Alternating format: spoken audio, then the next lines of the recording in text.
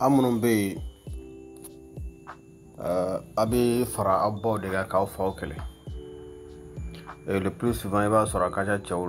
de da kacha. Vous fara abbo kan ka u faw kele. Ni mangado duro ni faw che. Vous fara fani bache va sur vous fara bari ga fa kele. Oh. Le plus souvent il va sur commandora dobi avec wati mi ba sur ni shiu avancera doni. Amaro ga fanga susira modla iba soro muso shika dogonin cheta doni donc iba soro cheshi va avancer la mais modla absage muso ni cheshi bebe ke kenye voilà ou bien iba soro cheshi avancer ga tan muso taga mais nous sera hajim na kado iba soro mamna dun korbayala o kala mawu iba soro yere muso furu be obika adamadi ankera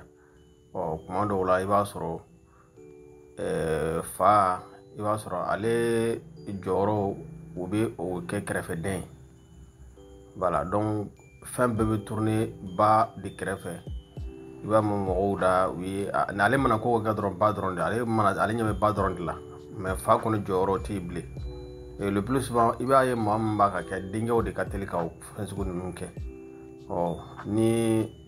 fa ko abe ko de ke ni baba wuli ka ba ke la le fara baka oh be galon tiga ni ke abna muso wala furu walma abna ni ke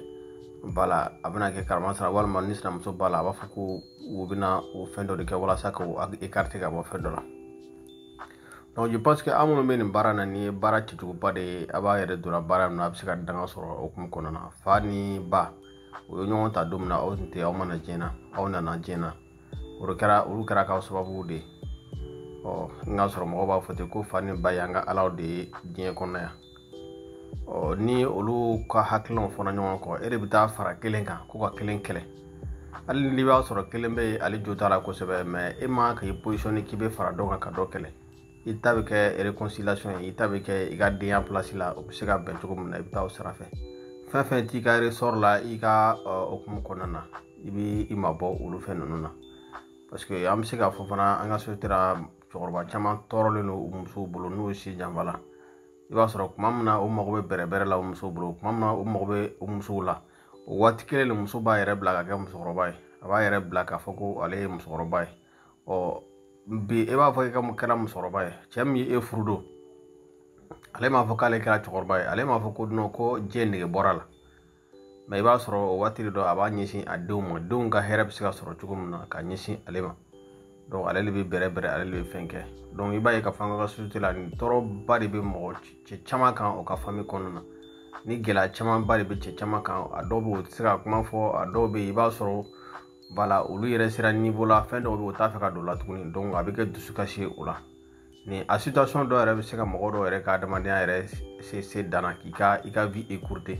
parce que iba ye ka fo sira niveau do la soit war ko problème bila ibi waro ñini deum fa kan ka di ci ko na te dité soit iba soro e kumaro la physiquement walma e fa ko mela ko me kan ko mi se ko kebli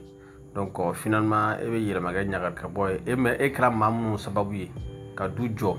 ka jono e fo kana ta se haka dola to mamuna olu kan ka don e iba soro lu be lu watla ko o kele donc amunum be ne aw dinga o yabe ni barayna ma fa ina ni barati ci ko bade ma ka yara do in kula adama de kan ka buya ta kanye shi imasama ka foki be fara masa do ka masa do kele ali ni ibai se ka bi da ko parce que ma fara le kan adanga ne malala na abimne parce que adobe atige chenka danga mbimno danga meke chenka de bala donc ka o bara nunu ke o bara mo mai bi warbo o bulo seba o fembe ba o bulo mais enyeti ma wara fo de la enyebi badron de la ka fara o kan ko kata ifa kele ni kuma ya be boya mo do ma mais aga dala ga fo ni reality do ya nga société konana ni reality do ya nga société konana a gelabi dutu chama barika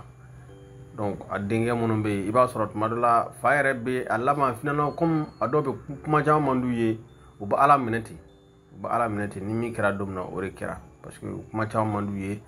voilà si sera niveau mona sika ka daga problème ta ka ba ni fo mo yene krema et ça amay adama ne ka moral ma may adama ne ka kenema